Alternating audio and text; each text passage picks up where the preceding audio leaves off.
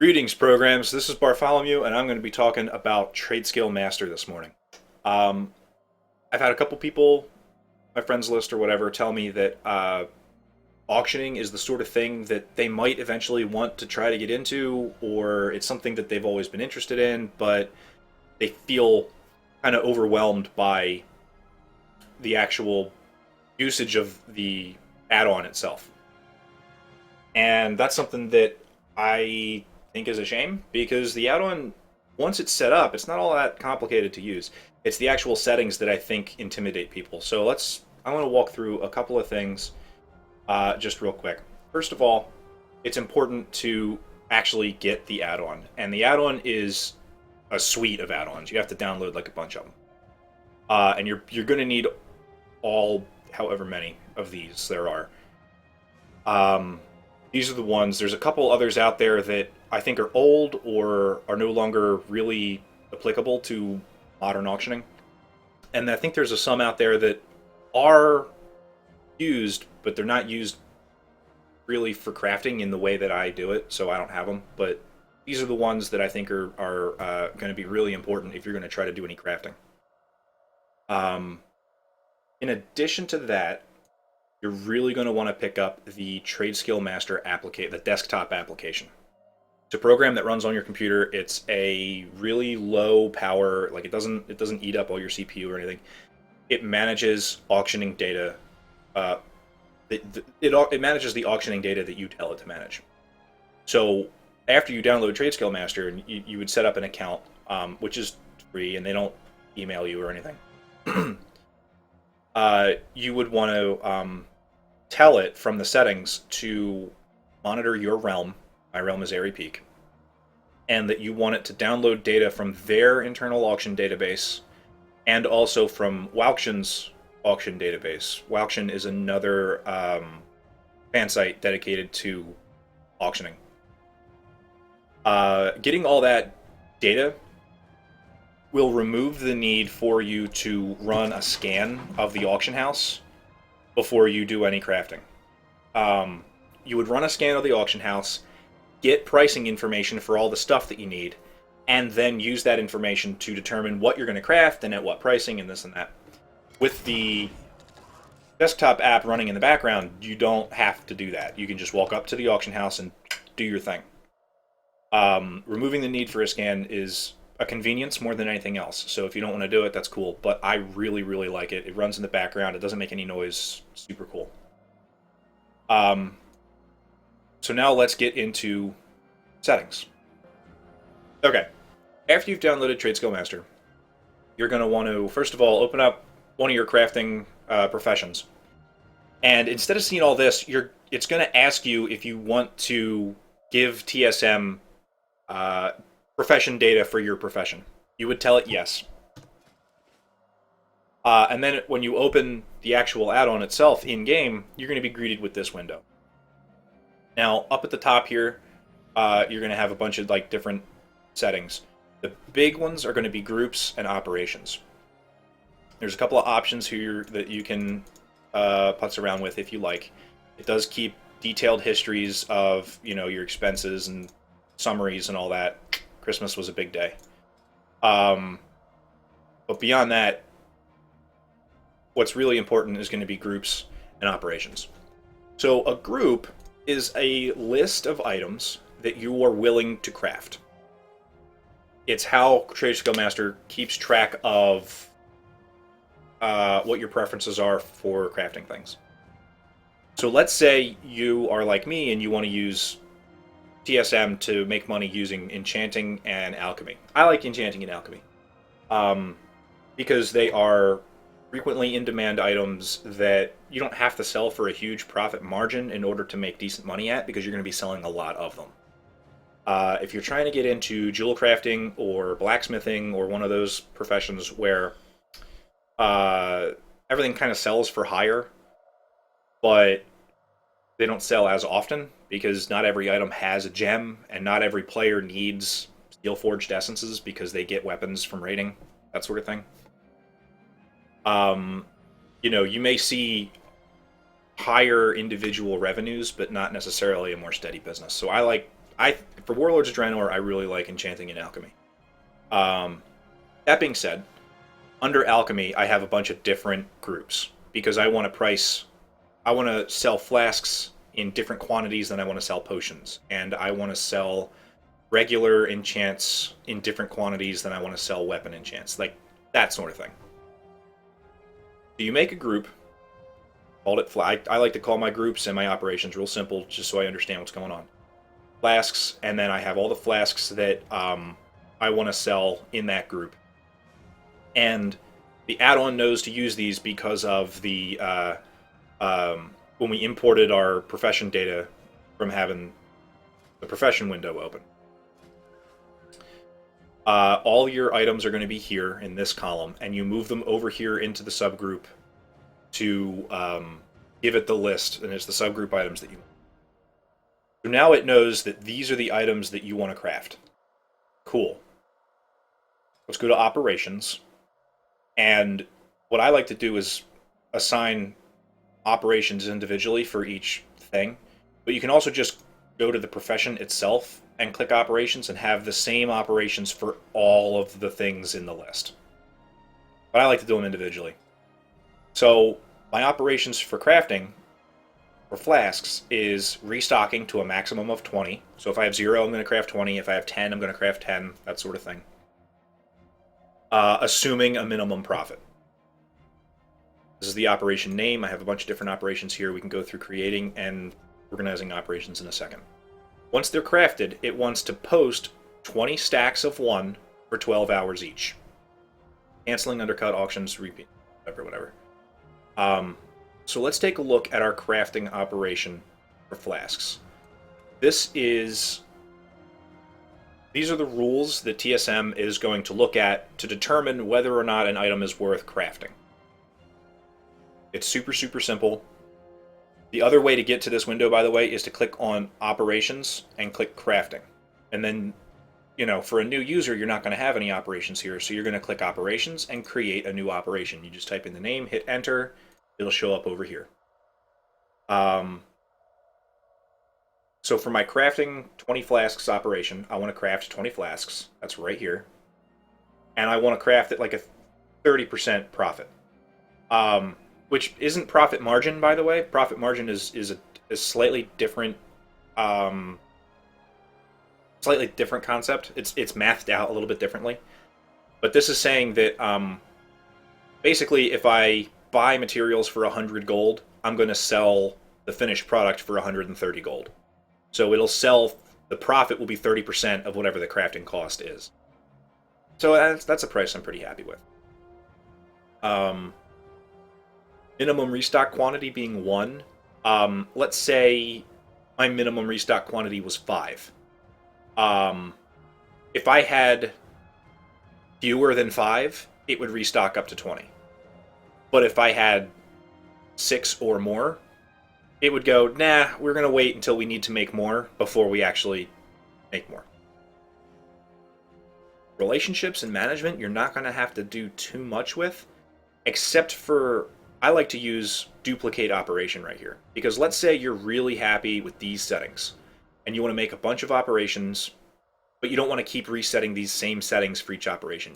Go to management, duplicate operation, type in the new name of the next thing you want to do, hit enter. You'll have a new operation with the same settings as the previous one. You'll be good to go. So once you have a crafting operation created, you can go to your group, go to operations like this, go down to crafting. You want to check override module operation because the module is alchemy, and choose the new operation that you just made. At that point, TSM knows I want to craft flasks, and I only want to craft them if I'm going to make X amount of gold. Now let's take a look one more time at that minimum profit. There's a bunch of different ways you can type this out. I just like to do by crafting cost. There's a lot of different ways to list this out, though. You could have, like, whatever's the most of 150% of the market value of this item, or 1.2, like 120% of the crafting cost, whichever is more. Or you can have a flat gold amount. Like I want, if it's got a 30 gold profit, that's what I want to make. So you can set that. I like this because it's a little bit more variable. The price of the item and the price of the materials to make the item are going to fluctuate a bit. So I like the percentage. But if you type TSM sources, it'll give you a list of all the different pricing sources that you can use. And if you want to get experimental with some of them, feel free to do that. Next thing I want to talk about is the auctioning module. Okay, so now that we've told TradeskillMaster that we want to make flasks, and that we only want to make them if they're going to sell for 30% more than what we paid for them, we want to tell it how we want to sell them, like in what kinds of stacks and this and that and the other. So let's go to operation, create a new operation. The operation that I'm using for flasks is this one here. And we're going to go to post. Again, most of the rest of these you don't really have to mess with, but post is going to be the important one. I want to post auctions for 12 hours. 12 hours is the smallest amount of time that the game will let you post. And I really like 12 hours because, first of all, I'm pretty sure, this used to be the case, I don't know if it is still, the auction house takes a percentage cut of anything that you sell. Oh, no, okay, I'm thinking of deposits. So the auction house requires a deposit to put an item up for auction. And it's very small, it's only a few silver. But the longer your duration, the larger the deposit. So it'll save you some pennies here and there to do shorter auctions. The other thing, too, is for high-volume items, sorts of things that several people are going to be posting at once, and the sort of thing that is going to like churn through the auction house quickly, there's really not any sense in having a long duration, because what's going to end up happening is you're going to be undercut, and then the person who undercut you is going to be undercut. Then you're going to go to the auction house and go, crap, I'm no longer the cheapest one. I'm going to cancel and relist. There's really no sense in having a 48-hour auction if you're going to be canceling and relisting. I usually cancel relist probably twice in a day. If I have that kind of, like if I'm not at work or whatever, I got to cancel and relist 2 or 3 times a day. I want to post a maximum of 20 flasks, and I want to post them in stacks of 1. Now, if you change that to stacks of 2, there we go. It'll still post 20 flasks, but instead it'll be 10 stacks of 2 rather than 20 stacks of 1. See what I mean? So you can change your stack size to all kinds of different things. For flasks, I like to keep it at 1. For enchanting scrolls, it's definitely going to be at 1. For potions, you know, you can do more because people want to buy like 20 potions at a shot. You know, more potions than 1 anyway. So that's what the stack size and post cap are going to do. Keep quantity. Keep quantity refers to the amount after you've crafted all your items. If there's an amount that you want to keep in your bags for whatever reason. The keep quantity is the reason I have a flasks and my flasks group and a potions and my potions group, because I'm a raider. I want to keep like all my enhancement shaman. I want to keep agility potions and agility flasks in my bags for when I go raiding. So I'll create more of those than necessary, so that when I post them, I don't post all of them. I keep my where is it? Auctioning. My keep quantity for those items is like 20 for flasks and 60 for potions, I think. So that when I craft them, I have some still left in my bags after they're posted, so that I can go raiding and I don't have to worry about, oh, I sold all of the potions I made to, you know, play World of Warcraft with. Down here at the bottom is pricing information for different sorts of different kinds of circumstances under which you're going to post. So, first of all, I want to keep my bid percentage at 100. Bid percentage is the price of the bid in comparison to the price of the buyout. So if your bid percentage is 100 and you post something at a buyout of 50 gold, the bid is also going to be 50 gold. See what I mean? If you had a lower bid percentage, you're going to have a lower bid than whatever your buyout is set to. Now, the reason that I like to keep bid percentage at 100 is, first of all, I think that having a bid is pointless because most people just take the buyout. I mean, unless the bid is like 2 gold on something that's selling for like a lot of money, which is never the case because for the most part, people aren't that, airheaded. The other thing is, all of the calculations that this does are based on the buyout price that you're going to list your auctions for. So if you're barely reaching your profit conditions on the buyout, but then you list it lower than that on the bid, and someone should happen to bid on it and win, you're out money because they paid less than you expected them to pay. So I like to keep bid percentage at 100 just across the board, and that's that. We're going to undercut by 1 copper because we're jerks. No, actually, undercutting by 1 copper is the way to do it, I think, because undercutting by a large amount of gold is going to push down the prices of items like to a ridiculous amount. You don't want to screw yourself out of gold. You don't want to leave money on the table. So I like to keep the undercut amount at 1 gold, or 1 copper. Okay, so now that we've determined what our undercut and our bid percentage and all of that nonsense is going to be, it's time to get really into the nitty-gritty of what we're actually going to post our auctions for. And these boxes here represent different circumstances under which you're going to post items. The minimum price is the lowest amount that I'm willing to post an item for. Earlier, we decided that we only wanted to craft an item if we were going to sell it for 30% more than what we paid to craft it. This is a little less than that. The minimum price is set to be either 120% of the market value for that item or 120% of the crafting cost of that item. Not 130%, 120%. And because it's min and then these, it's whichever's the lowest of these. Usually it's the crafting. The reason I have this set at less than 130 is to give me a little bit of wiggle room.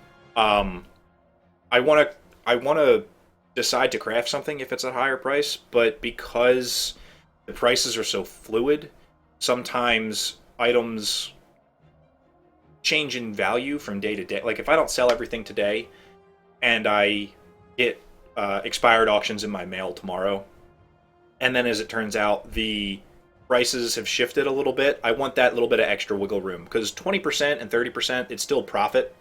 And I know I haven't screwed myself because I don't want to be a part of your group, gold spammer. Go away. I know I haven't screwed myself because I deliberately crafted that item with a 30% margin in mind, even if maybe today I'll sell it for 20%. So that's what this says here. Again, this language here can be a little bit confusing, but it's explained a little bit more in detail at this URL, and also if you type /tsm sources into the chat box, you get a bunch of different sources that you can use to determine your pricing. If the item I want to sell does not meet these criteria, if it's lower than the minimum price, I have it set to just not sell. But you could instead have it post at the minimum price. I don't know that they're going to actually be purchased if they're not, if they're very far from the lowest. So I just don't post them. Leave them in the bags unless it's like really close. If it's really, really close, I'll throw them up there just to get them out of the bags. But if it's ridiculous, I'll just hang on to them until the next day because, again, auction's very fluid. The maximum price. You would think you would want the highest maximum price possible, right? But the reality is,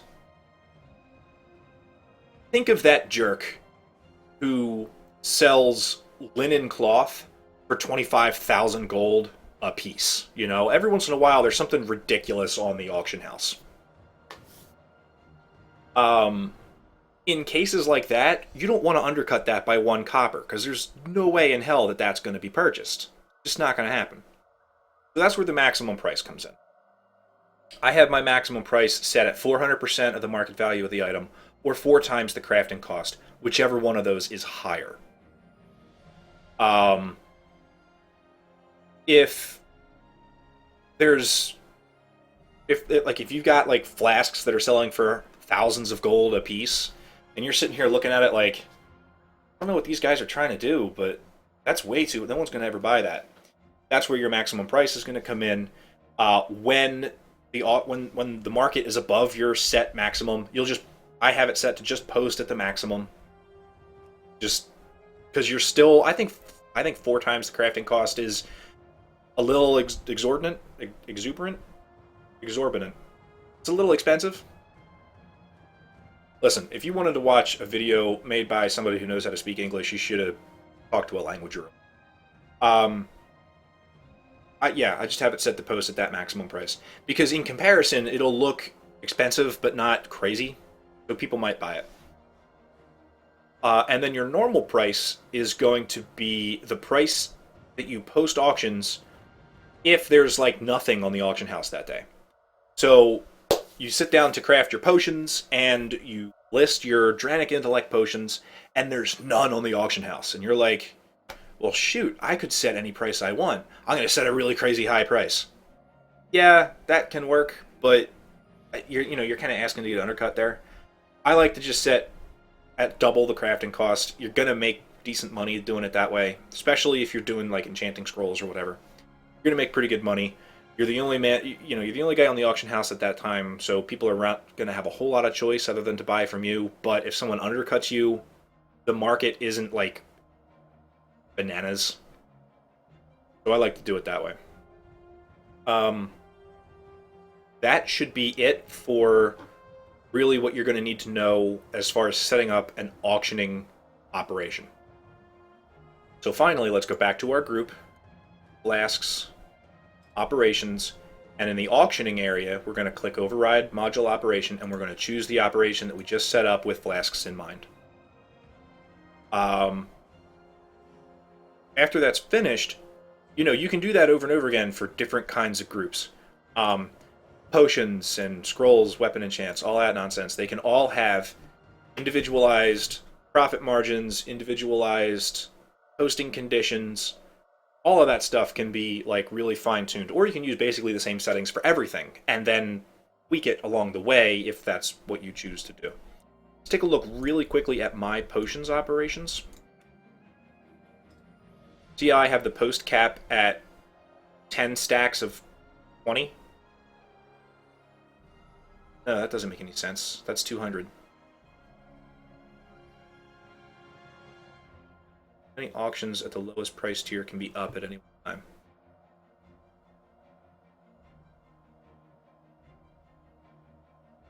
Oh, okay. I know why I did that. This used to be 200 potions and 260 potions. Once upon a time. But it takes 5 minutes to craft 200 potions, and that's annoying to sit here and watch your progress bar for 5 minutes. So I cut it in half, but I never reduced the post cap, because if I have more, I can just sell them. It's not gonna... It doesn't matter that the post cap is higher than anything I'm going to have in stock. The important thing, the reason I came here in the first place, was to talk about the keep quantity. My Dranic Agility potions, because I'm an enhancement shaman, I want to keep 60 of them. Right now, I've got 32 in my bags. So when it comes time to craft this stuff, it's going to make up to 160, and then I'm only going to sell 100 of them. So that's what I like about the keep quantity. The next thing I want to talk about is the actual process of creating your shopping list and getting the stuff that you're going to need to do your crafting. Okay, now that you have very carefully and very diligently priced out all of your items and you have everything nice up in groups and all that, we got one more step before we can start making any money, and that's to actually do our crafting. Now, you're going to open up your profession window and click on TSM groups. It's a new button. If you never used TSM before, this is what your crafting window is going to look like from now on. I really like it. It's super cool. You want to click on TSM groups and you want to highlight all of the groups that you're willing to craft today. And I'm going to do everything, but you could choose to not do flasks today. You could choose to not do any alchemy at all today. And like the way they're subgrouped is you can turn them all off and on like that. You're going to click restock selected groups and you're going to get this. This is your crafting queue. These are all of the items in all of the quantities that you have told TradeskillMaster you are willing to craft as long as they meet certain crafting criteria. And that's what this list is. Down here is your shopping list. This is all the crap that I'm going to have to buy off the auction house in order to make this work. Down here at the very bottom, estimated cost, estimated profit. It's going to cost me about 6,200 gold to buy all of this crap, which is fine. Profit being 5,200, it seems like a good idea to me to point out the difference between profit and revenue. This is the sort of thing that I have seen people get tripped up on before. This is not saying that I'm going to spend 6,200 and earn 5,200, thereby overall losing 1,000 gold on this. That's not what this is saying. What this is saying is I'm going to spend 6,200, and then after I sell everything, I'll have made back that 6,200 plus 5,200. That's the difference between profit and revenue. So, important point. I feel like it's kind of a rudimentary idea, but I have seen people trip up on it. So, we should be in good shape there. Okay, so now that we have our list populated, the next thing that we want to do is hit Gather. Gather is going to create this new window that, gives us our shopping list. At this point, get rid of this. We head to the auction house. And when we open the auction house in TradeskillMaster, it defaults to the shopping tab down at the bottom. Shopping, auctioning, and auction DB are the TradeskillMaster tabs that it adds. More, sell, and buy are from Auctionator, which is a different auctioning add-on that is really, really solid. I use it for something other than doing what we're doing today, but it's super, super cool. I suggest that you take a peek at it. Anyway, while we're on the shopping tab, we click on an item that we're trying to buy, and it brings us a list. Wow. Not super happy with the selection here. I would prefer to have paid less for fireweed. I'm having the same problem. Fireweed, I looked for Talador Orchid earlier, and actually someone just posted 200 Talador Orchids in the last 2 minutes. So those are getting bought. But yeah, like there's a lot of herbs that like are missing. I think someone just recently spent a lot of time buying stuff off the auction house. You want to keep an eye on the pricing here. You definitely don't want to buy these down here. You want to buy things that are going to be relatively, reasonable. That's going to be your problem when you're buying for the first time. But like, I don't want to spend 300 gold on 200 frostwheat. I would rather spend 200 gold. So I think maybe today might have been a bad example of starflower. That's good. 400 starflower. Kind of a lot of starflower. I'll push that off until later as well. Orchids I already looked for. Sorceress Waters. Gee. That's good. The other thing too is Draenor Strength Flasks.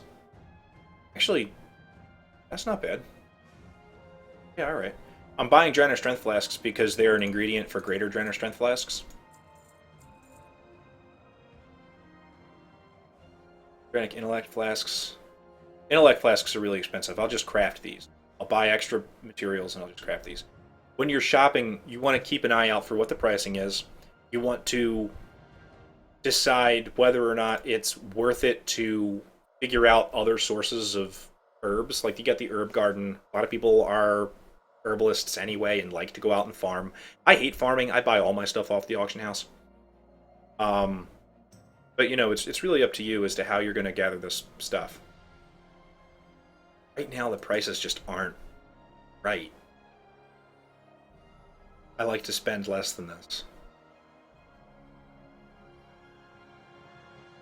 Oh well, screw it. So I'm gonna buy everything I need, and I'll see you guys on the other side of this once we finish getting there. So through the auction house, I got all the stuff on my shopping list. I did pay a little bit more than I'm sometimes willing to pay, but the hell with it. I want to get this video out. The last thing that we're going to need to do is get our enchanting vellums and our crystal vials. If we head to our general goods guy, he has those for sale here. We just click the buy vendor items button. We buy the exact quantity that we need. Pretty neat, right? That's a super useful feature for scribes in particular. If you use inscription to make glyphs, you know that all the different kinds of glyphs use all these crazy different kinds of inks.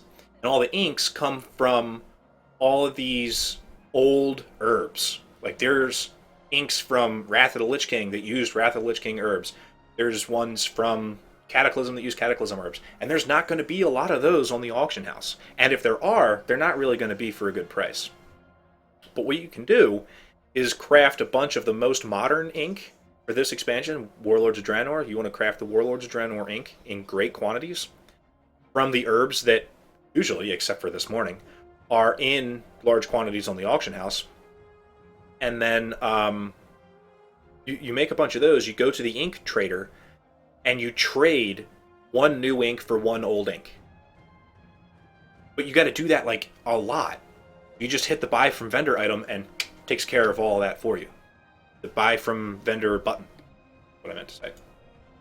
So now that I've completed my shopping, the crafting window the gathering window just goes away. At this point, we open back up our window again, and all these items are green.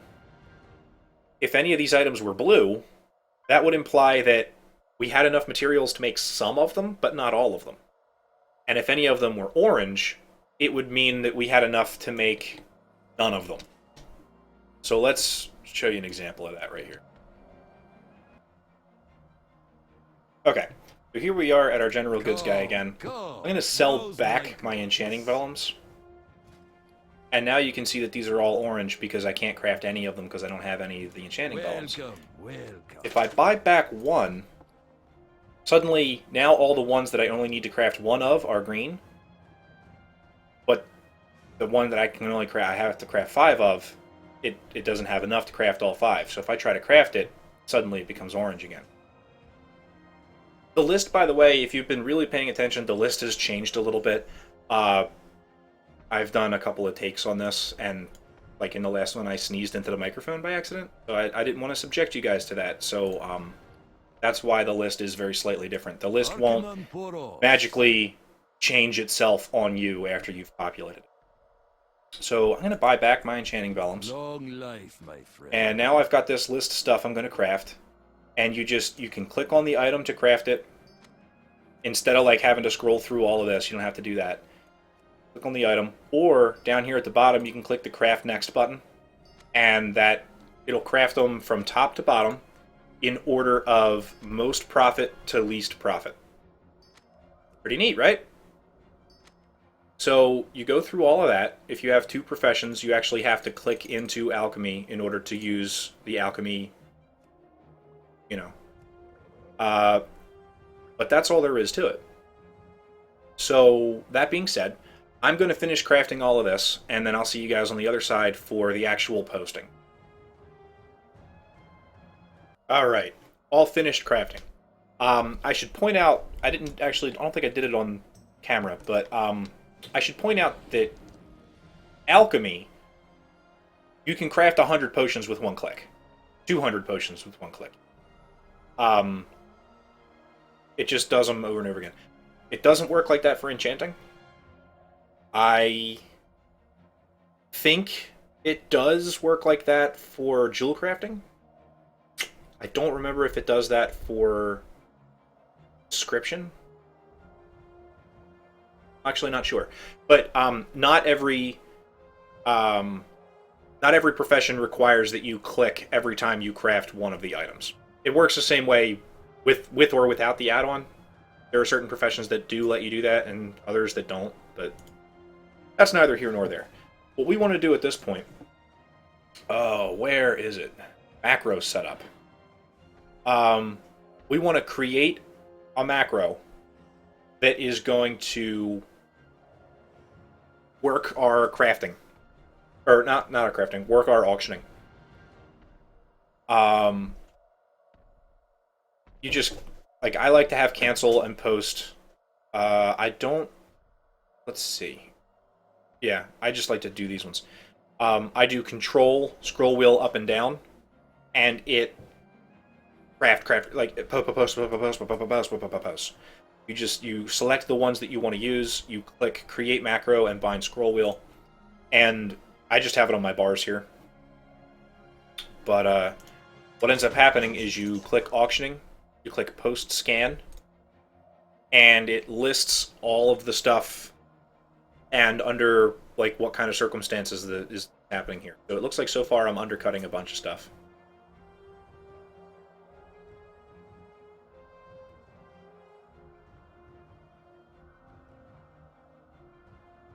But occasionally there's an item that it won't let me post because the minimum price like doesn't allow me to do it. But for the most part it looks like I'm undercutting. Which is good.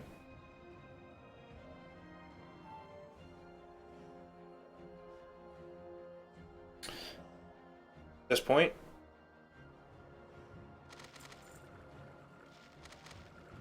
rock that scroll wheel.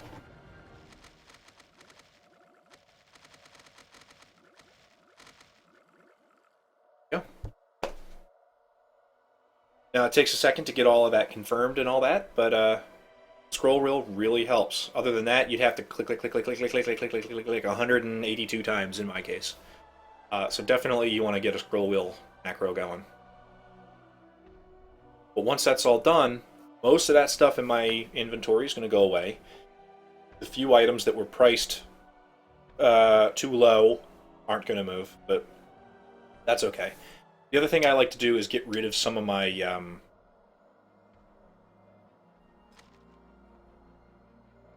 What's my minimum on this? Oh, and when you're mousing over, you can see a lot of the information. Minimum is 241. I wonder why it doesn't want to sell this one then. Well, this is... Okay, so this is the auctionator sell screen. Makes it really easy to sell some things in the circumstance where... Yeah, it should want to sell these. I wonder why it doesn't want. Oh well. There's nothing stopping me from just listing them afterwards. Yeah, I keep these, I keep these, and I can get rid of... I did buy some extra mats just because the stack was relatively... I don't want to sell that. The stack was relatively cheap, but there was more than I needed. No, nothing stopping you from just relisting those. But once we get rid of all this... Ooh, that might have been a mistake. No, it's not. 16 gold. Right.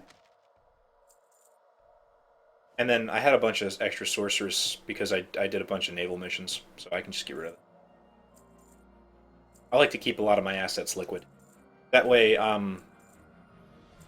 you know, you can just buy things that you need. You don't have to have a back... If you keep a big backstock of extra mats, you know, you might keep things that you don't need. You might